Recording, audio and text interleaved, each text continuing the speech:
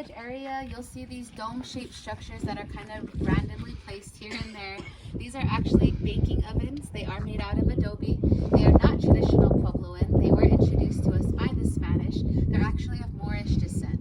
And so these are made out of Adobe. Like I said, they are very, Adobe's a great insulator. And so inside of these ovens, we bake bread, pies, and cookies. The bread we bake is white flour yeast bread, sugar cookies, prune pies, apple pies.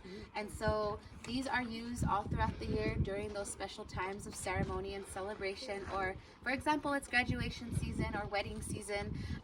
These are used to make large amounts of bread, pies, and cookies. And so a typical size oven like this holds about 15 to 20 loaves of bread at a time. And so the way we use them is we start actually the night before, where we have to gather to make the dough so that the dough rises overnight. And then in the morning, usually early in the morning, we start by building a fire on the inside with cedar wood. Cedar burns really fast and at a high temperature. And so once the fire burns down to coals, all of the coals are swept out and all of the dough is placed inside on top of metal pans.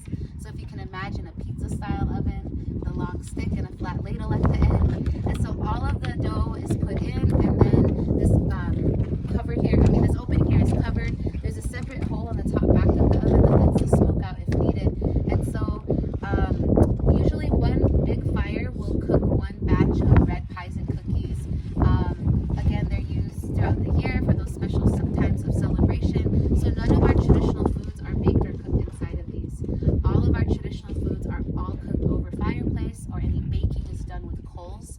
And so our traditional foods again consist of corn, beans, squash, pumpkins, and melons, as well as wild game like elk, deer, wild turkey, and duck, and bison. And so all of these foods are still harvested on our lands and in our mountain.